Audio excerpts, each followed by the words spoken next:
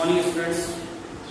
Last class में हमने electric field due to a point charge पढ़ा था। याद करेंगे, electric field due to a point charge हमने पढ़ा था A Q upon R square. Electric field due to a point charge ये पढ़ा था लास्ट क्लास में। एंड देन हमने पढ़ा था चार्ज डिस्ट्रीब्यूशन। चार्ज को हम तीन तरीके से डिस्ट्रीब्यूट कर सकते हैं। Linear charge distribution, linear charge distribution, LCD पढ़ा था, linear charge distribution. And linear charge distribution हम लेते हैं लीनियर चार्ज डेंसिटी की बात करते हैं। किसकी बात करते हैं? लीनियर चार्ज डेंसिटी की, लैम्डा कूलम्ब पर मीटर। ठीक है। देन चार्ज को किसी सरफेस पे अगर हम स्प्रेड करें तो उसको हम कहेंगे सरफेस चार्ज डेंसिटी, और यहां हम लेते हैं sigma coulomb per metre square, charge per unit area. ठीक है। देन हमने लिया था volume charge density. Volume charge density जो है वो हम लेंगे या वॉल्यूमेट्रिक चार्ज डिस्ट्रीब्यूशन। ठीक है। वॉल्यूम चार्ज डेंसिटी जो है अपनी वो भी कूलम्ब पर मीटर क्यूब, यानी चार्ज पर यूनिट वॉल्यूम। ये हमने लास्ट क्लास में डिस्कस किया। ठीक है। नेक्स्ट हमारा टॉपिक जो है वो है electric field due to a uniformly charge rod. Students इसको अच्छे से समझने की कोशिश करेंगे, बिकॉज नेक्स्ट चैप्टर जब हम पढ़ेंगे Gauss's law and its application, तब गॉसेस लॉ से हम इलेक्ट्रिक फील्ड फाइंड करेंगे यूनिफॉर्मली चार्ज रोड के लिए। अभी हम गॉसेस लॉ की बात नहीं करेंगे। अभी जो हम बात करने वाले हैं सिंपली हमने अभी तक कूलम्ब्स लॉ पढ़ा है। कूलम्ब्स लॉ को यूज करते हुए हम यूनिफॉर्मली चार्ज रोड, अभी तक के जो कॉन्सेप्ट है उनको यूज करते हुए यूनिफॉर्मली चार्ज रोड है उसकी हम क्या फाइंड करेंगे, उसके कारण उससे x डिस्टेंस या d डिस्टेंस पर हम क्या करेंगे, इलेक्ट्रिक फील्ड फाइंड करेंगे। तो let's see this is the road, is the road. आपके पास एक रोड है ये, ठीक है। आपके पास एक रोड है जो कि यूनिफॉर्मली चार्ज है। कैसा है? यूनिफॉर्मली। मान लेते हैं कि ये यूनिफॉर्मली चार्ज जो है इसके ऊपर प्लस प्लस चार्ज है, क्योंकि प्लस प्लस चार्ज के कारण electric field away from charge होगी, माइनस चार्ज के कारण टुवर्ड्स द चार्ज होगी। ये हम पढ़ेंगे इलेक्ट्रिक फील्ड लाइंस पढ़ेंगे तब। इधर ध्यान, इस रोड से d डिस्टेंस पर एक पॉइंट है P। What we have to do, इस रोड से d डिस्टेंस पर एक पॉइंट है P, उस पॉइंट P पर हमें इलेक्ट्रिक फील्ड फाइंड करनी है। What we have to do, we have to find electric field at point P। Let हम क्या करें, यहां से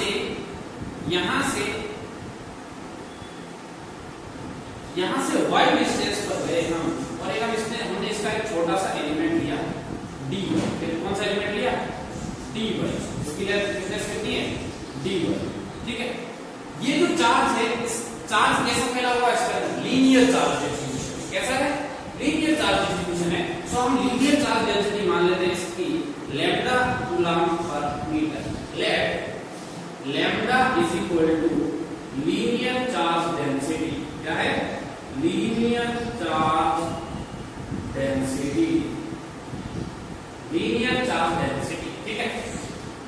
हमने यहां से थीटा पे जाके एक छोटी सी स्ट्रिप काटी जो थिकनेस बना रही है d थीटा, ये d थीटा।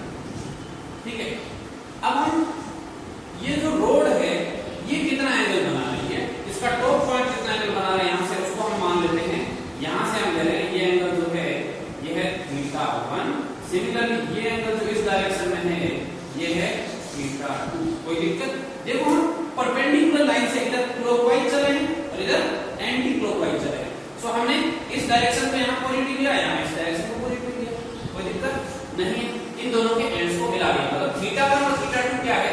परपेंडिकुलर से एंड लाइन को मिलाने वाला, एंड को मिलाने वाली जो लाइन है उस लाइन के बीच का एंगल। ठीक है। Theta 1 and theta 2। कोई दिक्कत नहीं होनी चाहिए। ये जो dy एलिमेंट है इसका चार्ज कितना होगा? dy एलिमेंट का अगर मैं चार्ज की बात करूं तो dy एलिमेंट का जो चार्ज होगा वो dq इक्वल टू होगा lambda into dy। dq equal to होगा lambda into dy। So electric field due to dq charge due to dq charge कितनी होगी de, कितनी होगी de, कितनी होगी de, d is equal to k dq upon r square. r मतलब कौन सी distance, r मतलब ये डिस्टेंस, r मतलब ये डिस्टेंस, सो r स्क्वायर। ओके, यहां तक कोई दिक्कत नहीं होनी चाहिए। k dq upon r square. अब ध्यान से देखेंगे dq की हम वैल्यू रख दें, dq की वैल्यू रख दें तो हमारे पास de इज इक्वल टू जो आएगा वो आएगा k dq, dq की वैल्यू कितनी है बच्चों, lambda dy upon r square. इस इक्वेशन के अंदर हमारे पास r भी वेरिएबल है और y भी वेरिएबल है, सो हम r को थोड़ा सा इस तरीके से करें कि वेरिएबल r नहीं, ठीक है, r यहां से एलिमिनेट हो जाए। तो इसके लिए हम क्या करें, ये अगर हमने लिया था थीटा, थीटा में जाके d, ठीक है। तो अगर मैं इस ट्रायंगल से देखता हूं, ट्रायंगल T और इस पॉइंट और इस पॉइंट को पॉइंट मान लो, ठीक है, cos थीटा लेता हूं यहां से, तो cos theta is equal to क्या हो जाएगा, यहां से देखो cos theta is equal to d upon r, तो r इज इक्वल टू हो जाएगा d sec theta, r is equal to हो जाएगा d sec थीटा, तो de is equal to k lambda dy की जगह आ गया d sec theta, sorry dy की जगह तो आपके पास dy रहेगा, नीचे r की जगह आ जाएगा d square sec square theta. अब भी अगर ध्यान से देखते हैं तो हमारे पास दो वेरिएबल है, एक y है और एक थीटा है, सो हम y और थीटा दोनों को इस तरीके से रखें कि एक वेरिएबल आ जाए, y और थीटा दोनों में से एक वेरिएबल आ जाए, इसको रेस्ट कर दें, ठीक है। ओके, नेक्स्ट, y और थीटा दो वेरिएबल, अगर यहां ध्यान से देखते हैं तो आपके पास y भी वेरिएबल है और थीटा भी वेरिएबल है, सो दो वेरिएबल एक ही इक्वेशन में होने पर हम इंटीग्रेट नहीं कर सकते हैं, इसलिए हमें एक वेरिएबल लाना पड़ेगा, सो y और थीटा के अंदर यहां से मैं क्या करता हूं, एक रिलेशन लेता हूं tan थीटा। यहां से अगर ध्यान से देखें ट्रायंगल के अंदर tan theta is equal to क्या होता है, परपेंडिकुलर अपॉन बेस, तो tan थीटा के सामने क्या है y, बेस कितना है d, so y upon d, अगर ध्यान से देखें तो y इज इक्वल टू क्या हुआ d tan theta, y is equal to क्या हुआ d tan थीटा, y की वैल्यू आपके पास आ गई d tan थीटा, ठीक है बच्चों, यहां तक कोई दिक्कत नहीं होनी चाहिए, ना छोटी ना बड़ी ना लघु ना दीर्घ ना लार्ज ना स्मॉल, ठीक है, यहां तक कोई दिक्कत नहीं होनी चाहिए, मेरे साथ कोई दिक्कत नहीं है, ठीक है। दोनों तरफ डिफरेंशिएट करते हैं, differentiate both side, differentiate both side, अगर दोनों तरफ हम डिफरेंशिएट कर रहे हैं तो यहां से क्या आएगा dy is equal to, d तो कांस्टेंट है, d तो कांस्टेंट, d मतलब परपेंडिकुलर डिस्टेंस, d तो कांस्टेंट है, tan थीटा का डेरिवेशन क्या हो जाएगा sec square theta d theta, आया बच्चों dy की वैल्यू आ गई sec स्क्वायर थीटा के टर्म्स में, सो इसको इस इक्वेशन में रख दो, equation number 1, so put the value of dy in equation first, so de जो यहां से आपके पास आया वो आ गया k लैम्डा dy की वैल्यू हमने रखी d sec square theta d theta upon d square sec square theta, कोई दिक्कत नहीं होनी चाहिए यहां तक, ओके। चले आगे, पॉज करके नोट करते जाएंगे, सो de, अब de की बात करते हैं वापस, de क्या है आपके पास, यहां इसके कारण इलेक्ट्रिक फील्ड है और पॉइंट P पर जो इलेक्ट्रिक फील्ड होगी d की डायरेक्शन होगी, इस डायरेक्शन में d की डायरेक्शन कौन सी होगी, ये डायरेक्शन होगी, ठीक है, इसको हम सॉल्व करेंगे। यहां से अपने पास आ गया k लैम्डा, d से एक d कैंसिल हो गया, sec स्क्वायर थीटा से sec स्क्वायर थीटा कैंसिल हो गया, k लैम्डा अपॉन d, और यहां आपके पास बचा d थीटा, क्या बचा d थीटा, ठीक है, कोई दिक्कत नहीं होना चाहिए, k lambda upon d d theta, ये आपके पास d है, यहां तक कोई दिक्कत नहीं होनी चाहिए। अब ध्यान से देखो एक और डायग्राम, ये आपकी रोड पॉइंट P है, पॉइंट P पर हमने ये छोटा सा एलिमेंट जो दिया था, ये एंगल बना रहा था यहां से थीटा, सो यहां से इस डायरेक्शन में इलेक्ट्रिक फील्ड की कितनी थी DE, अगर ये एंगल थीटा है तो ये कितना होगा थीटा, ये थीटा, तो DE के दो कंपोनेंट कर लेंगे, एक आएगा DE cos theta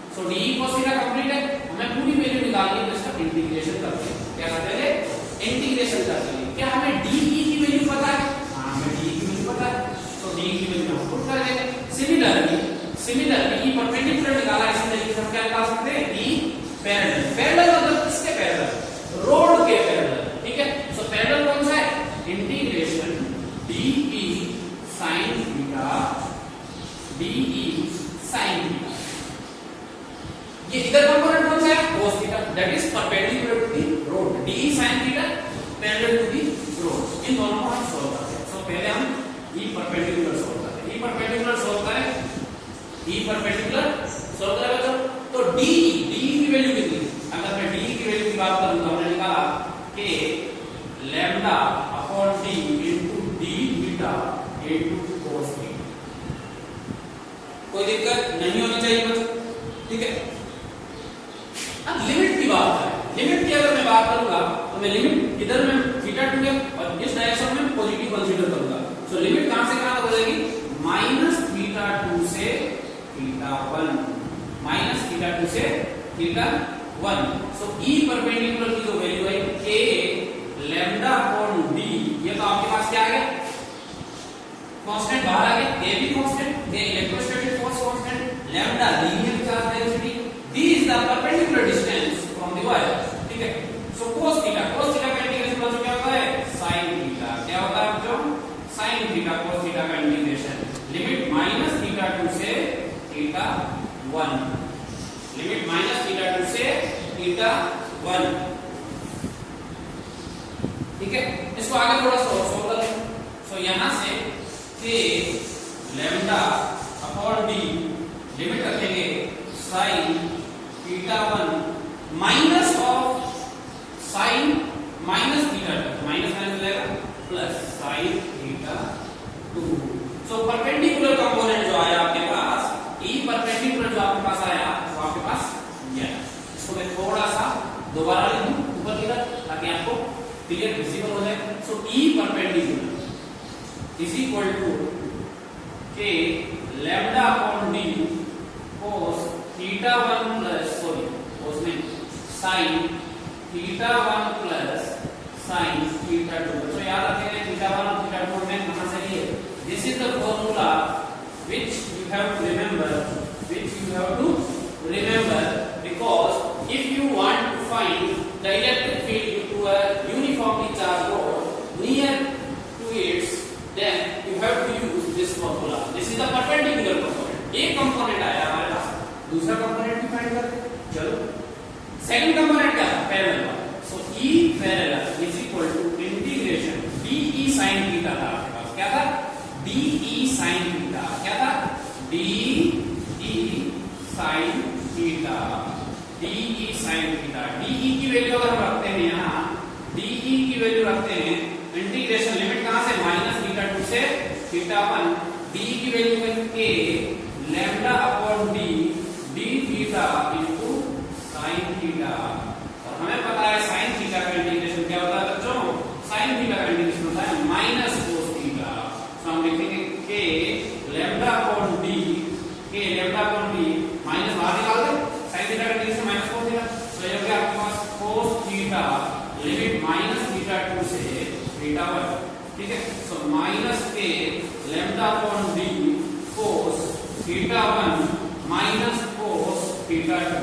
cos minus theta क्या होता है बच्चों, cos theta, sec minus theta sec theta, tan minus theta minus tan theta, sin minus theta minus sin theta, cosec minus theta cosec minus cosec theta and sec और cos minus को उठा लेते हैं। सो ये आपका इसको और आगे सॉल्व करेंगे तो आपके पास आएगा E parallel is equal to आएगा के lambda upon D cos theta 2 minus cos theta 1। बच्चों याद रखेंगे थीटा 1 और थीटा 2 कहां से एंगल है, परपेंडिकुलर से। थीटा 1 और थीटा 2 को हमने कहां से मेजर किया था, परपेंडिकुलर से।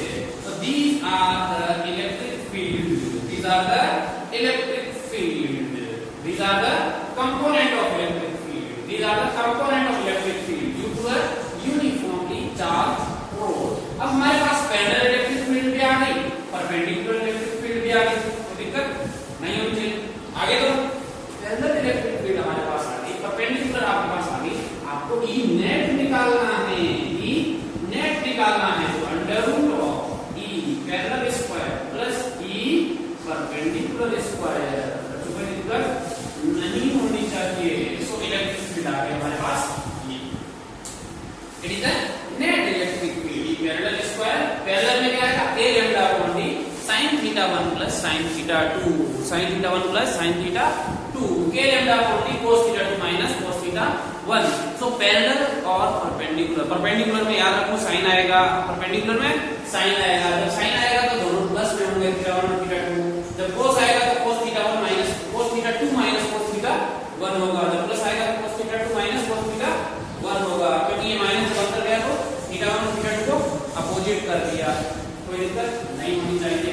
नोट करेंगे, this is the concept for the electric field due to a uniformly charge rod, electric field due to a uniformly charge rod. इसको हम दोबारा पढ़ेंगे गॉसेस लॉ में। जब हम गॉसेस लॉ में इसको पढ़ेंगे तो बहुत ही सिंपल हो जाएगा, बहुत ही सिंपल हो जाएगा। लेकिन गॉसेस लॉ यूनिफॉर्मिटी के लिए है। अगर पूरा एक तरीके से यूनिफॉर्म इनफाइनाइट रोड के लिए फाइंड करेंगे तो गॉसेस लॉ सही है, लेकिन इनफाइनाइट रोड नहीं है तो गॉसेस लॉ से नहीं फाइंड कर सकते। सो ये आपका कॉन्सेप्ट है electric field due to a uniformly charge road.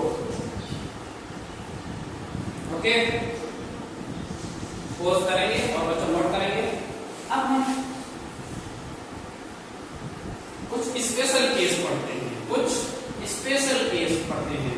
बच्चों मैं फिर याद दिला देता हूं आपको, इलेक्ट्रिक फील्ड जो हमने पढ़ा है ये due to a uniformly charge, similar to this, ऐसा का ऐसा हम मैग्नेटिक फील्ड भी पढ़ेंगे। Magnetic field due to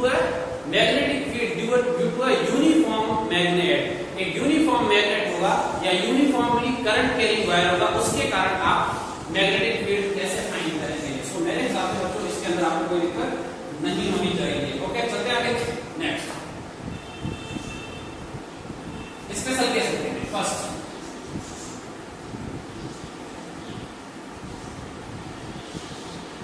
if length of wire, length of road is infinite, length of road infinite है और road क्या है, यूनिफॉर्मली चार्ज है, यूनिफॉर्मली चार्ज है। तो let's see, this is the road और इसकी लेंथ कितनी है, इनफाइनाइट है। पॉइंट P यहां है, पॉइंट P की हमसे डिस्टेंस D है। अगर हम इन दोनों के ये इस पॉइंट को इससे मिलाते हैं तो कहां जाकर मिलेंगे, इनफाइनाइट पर मिलेंगे। कहां मिलेंगे, इनफाइनाइट पर। So this is θ1 and this is θ2, this is θ1 and this is θ2। आपके पास θ1 और θ2 आ गया, इसका मतलब निकाल सकता हूं मैं E परपेंडिकुलर। E परपेंडिकुलर क्या था बच्चों, sin थीटा के टर्म्स में, और sin थीटा किसमें आता है, प्लस में आता है। सो k lambda upon d sin 90 plus sin 90 कितना हुआ बच्चों, 2k lambda upon d, 2k lambda upon d। इसको आप लिख सकते हैं 2k की value 1/4 pi epsilon naught into lambda upon d। So this will become lambda upon 2 pi epsilon naught d। if मुझे डायरेक्शन के हिसाब से लिखना होगा, वेक्टर लिखना होगा तो dk आ जाएगा साथ में, क्या जाएगा, dk। अगर r डिस्टेंस है तो r के साथ में ले लेंगे, कोई दिक्कत नहीं होनी चाहिए। This is the perpendicular component. अगर मैं पैरेलल कंपोनेंट की बात करूं तो पैरेलल कंपोनेंट क्या आएगा बच्चों, ध्यान से देखिए, k lambda upon d cos 90 minus cos 90, क्या है आंसर बच्चों, 0। क्या है आंसर, 0। So the electric field due to a uniformly charged rod which is infinite length is equal to lambda upon 2 pi epsilon naught r और b। हम कह सकते हैं r भी कह सकते हैं और d भी कह सकते हैं। d is what, r is what, it is the perpendicular distance from the wire to the point। okay, so यहां तक कोई दिक्कत नहीं होनी चाहिए। ये तो आपका फर्स्ट स्पेशल केस, कोई दिक्कत नहीं, ठीक है। सेकंड स्पेशल केस बच्चों हम दोबारा बता देते हैं, ऐसा का ऐसा को देख मैग्नेटिक फील्ड के अंदर भी पढ़ने वाले हैं, वहां वायर होगा, उस वायर के कारण हमें मैग्नेटिक फील्ड फाइंड करनी होगी। सेकंड स्पेशल केस देखेंगे, if θ1 is equal to θ2 is equal to 45 degree, θ1 is equal to θ2 is equal to 45 degree and the rod of length of road road की जो लेंथ होगी कितनी मान लेते हैं, L मान ले, ठीक है। ये L लेंथ की रोड है, ठीक है। और ये P पॉइंट पर आपको क्या फाइंड करनी है, इलेक्ट्रिक फील्ड फाइंड करनी है। इधर भी L/2 रह गया और इधर भी L/2 रह गया, ठीक है। ये एंगल 45 डिग्री, ये एंगल भी 45 45 डिग्री, ये एंगल भी 45 डिग्री और ये एंगल भी 45 डिग्री, ठीक है। सो दिस इज डी, ये आपका डी हो गया। आपको क्या फाइंड करना है? E electric field at point P। So E perpendicular क्या फॉर्मूला था? K lambda upon B sin theta 1 plus sin theta 2। बच्चों जब हमें ये बेस पता है, परपेंडिकुलर पता है, तो क्या हम ये निकाल सकते हैं? तो d square plus l upon, इसको हम इसकी जगह 45 की जगह हम यही लिख देते हैं, थीटा 1 इक्वल टू थीटा 2, ठीक है। इसको हम थीटा 1 इक्वल टू थीटा 2 करते हैं, थीटा 1 थीटा 2, ठीक है। d square upon l by l square by 4, ठीक है। सो यहां से हमारे पास क्या है? k lambda upon d, theta 1 और थीटा 2 इक्वल है, तो ये हो जाएगा ट्वाइस ऑफ sin थीटा 1। सो 2k lambda upon d into sin theta 1 that is l by 2 divided by under root of d square plus l by 2 l square by 4। So this is E perpendicular. E parallel की अगर हम बात करें तो E parallel हो जाएगा k lambda upon d cos theta 1 minus cos theta, sorry cos theta 2 minus cos theta 1, दोनों बराबर है, इसका मतलब ये हो गया आपके पास 0। सो नेट रिजल्ट आपके पास आ गया k लैम्डा 2 से 2 कैंसिल हो गया, यहां इसको मल्टीप्लाई कर दिया तो अपॉन d आ गया, और नीचे से ये l स्क्वायर बाय 4 ये बाहर निकलेगा तो ऊपर चला जाएगा 2k lambda l upon under root of 4 d square plus l square. So net E जो आपके पास आया वो कितना आया? 2k lambda upon d l upon 4 d square plus l square. So ये आपको याद नहीं रह सकता, लेकिन आप कॉन्सेप्ट याद रख सकते हैं। सो रिमेंबर कॉन्सेप्ट, कॉन्सेप्ट याद रहेगा बच्चों, ठीक है। एक छोटा सा क्वेश्चन कर दो, ठीक है, एक छोटा सा क्वेश्चन हम कर सकते हैं, ताकि कोई इतना वो नहीं है, जरूरी नहीं है कि हम ज्यादा क्वेश्चन करें, क्योंकि हम बोर्ड लेवल पे पढ़ रहे हैं। चलते हैं आगे बच्चों, ठीक है।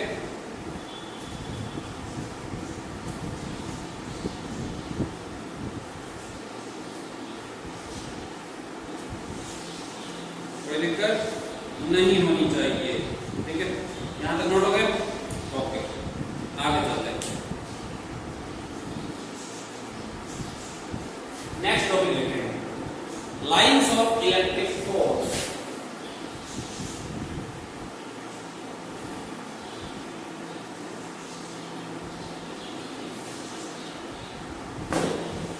नेक्स्ट टॉपिक देखेंगे electric field lines, electric field lines, और हम बोल सकते हैं lines of electric force.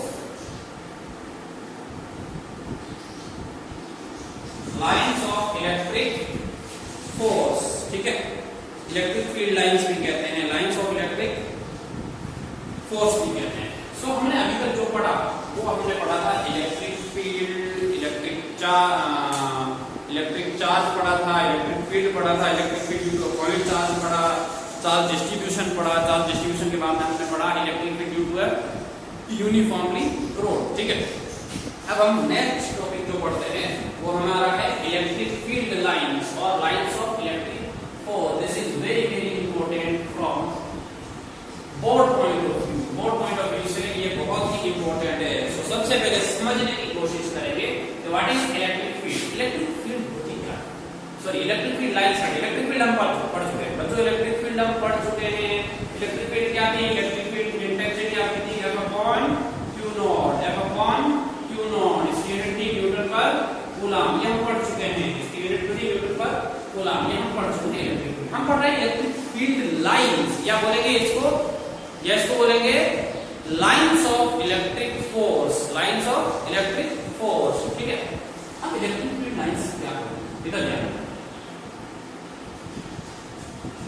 Electric field lines थोड़ा सा उससे पहले समझेंगे। सपोज ये आपके पास पॉजिटिव चार्ज है और ये आपके पास है नेगेटिव चार्ज माइनस, ठीक है, ये पॉजिटिव चार्ज है Q और ये नेगेटिव चार्ज है माइनस Q। ये इमेजिन किया गया प्रैक्टिकली कि पॉजिटिव चार्ज से कुछ लाइंस निकलती है और नेगेटिव में एंटर करती है। पॉजिटिव चार्ज से कुछ लाइंस निकलती है और नेगेटिव में एंटर करती है। पॉजिटिव चार्ज से कुछ लाइंस निकलती है और नेगेटिव में एंटर करती है। सो पॉजिटिव चार्ज से जो लाइन निकली उस लाइन के किसी भी पॉइंट पर, उस लाइन के किसी भी पॉइंट पर मतलब कर्व के, सो यहां हमने एक पॉइंट बनाया पॉइंट P। तो पॉइंट P पर इलेक्ट्रिक फील्ड की जो डायरेक्शन है वो ये होगी। अगर मैं पॉइंट Q की बात करूं, पॉइंट Q, तो यहां इलेक्ट्रिक फील्ड की डायरेक्शन ये होगी, पॉइंट इलेक्ट्रिक फील्ड डायरेक्शन ये होगी। सो इलेक्ट्रिक फील्ड लाइंस का सिंपल मीनिंग ये है, सबसे पहली बात तो ये आपकी इमेजिनरी होगी। कैसी होगी? इमेजिनरी होगी। कैसी होगी बच्चों? इमेजिनरी होगी। यानी कि हम ये एज्यूम करेंगे ये चार्ज से, मैंने पहले ही कहा था कि 12th क्लास की फिजिक्स जो है वो हाइपोथेटिकल फिजिक्स है। यहाँ बहुत सारी चीजें हमें एज्यूम करना पड़ेगा। हमें क्या एज्यूम करना? जिस तरीके से हम कह रहे हैं हवा है लेकिन हमें दिखती नहीं है तो इसका मतलब हवा नहीं है। इसी तरीके से ये चार्ज जो है, ये चार्ज से जो इलेक्ट्रिक फील्ड लाइन निकलती है, ये इलेक्ट्रिक फील्ड लाइन जो होती है ये क्या है, इसको डिफाइन कैसे करेंगे? तो सिंपली हम कैसे डिफाइन करेंगे? डेफिनेशन ऑफ इलेक्ट्रिक फील्ड समझेंगे। Definition of electric field lines, अगर मैं डेफिनेशन की बात करूं तो सिंपल डेफिनेशन हम दे सकते हैं कि इलेक्ट्रिक फील्ड लाइंस ऐसे कर्व होते हैं, इलेक्ट्रिक फील्ड लाइंस ऐसे कर्व होते हैं जिसके किसी भी पॉइंट पर अगर टेंजेंट खींची जाए तो उस पॉइंट पर वह टेंजेंट इलेक्ट्रिक फील्ड इंटेंसिटी की डायरेक्शन को रिप्रेजेंट करती है। इलेक्ट्रिक फील्ड इंटेंसिटी की डायरेक्शन को रिप्रेजेंट करती है। इलेक्ट्रिक फील्ड इंटेंसिटी की डायरेक्शन को रिप्रेजेंट करती है। सो मैं थोड़ा सा इसकी डेफिनेशन दिखा देता हूं। तो बच्चों लिखेंगे इलेक्ट्रिक फील्ड लाइंस की डेफिनेशन।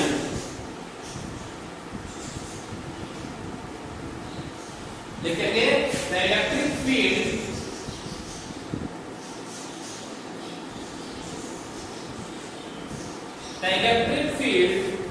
लिखेंगे बच्चों the electric field in a reason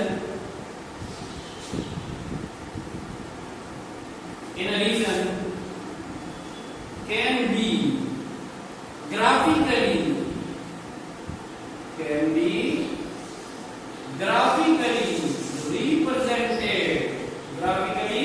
represented by drawing some curves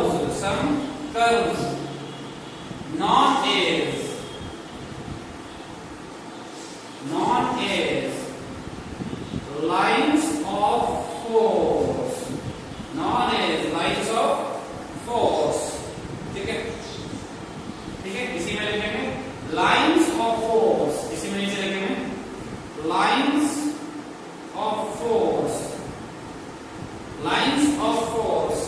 इसके अंदर थोड़ा और लाइंस ऑफ फोर्स और electric field lines of force are drawn ऐसे बनाई जाती है, are drawn in such a way that the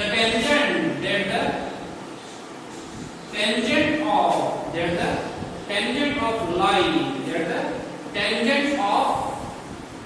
drawn in such a way, lines of forces are drawn in such a way that the tangent of curve, tangent of lines of forces gives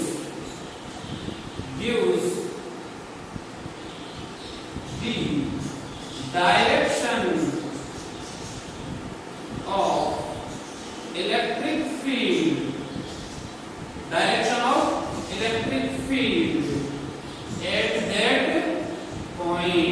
at that point, उस point पर electric field की direction को बताती है। Give the direction of the resultant electric field at there, give the direction of resultant electric field at that point. So बच्चों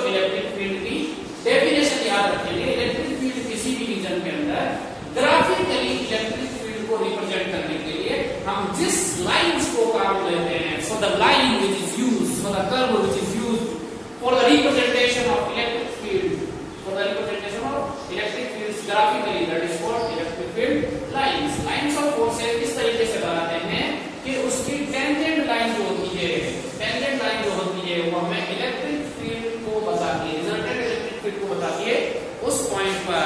छोटा सा इसके अंदर डायग्राम बना लेंगे।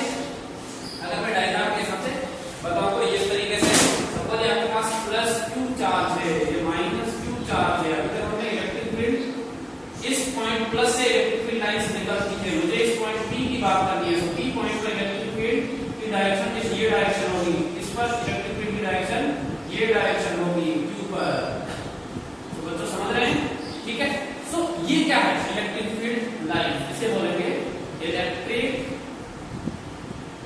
Field lines, electric field lines, electric field lines. Okay बच्चों, सो आज के लिए इतना ही काफी है। नेक्स्ट टॉपिक लिखेंगे और वो टॉपिक हम कल पढ़ेंगे, that is properties of electric field line. So topic लिखेंगे बच्चों properties of electric field lines, properties of electric field lines. Okay बच्चों, properties of electric field lines. Thank you, bye bye, take care. आप class के अंदर next class के अंदर हम ये टॉपिक पढ़ेंगे, properties of electric field lines. Okay, thank you.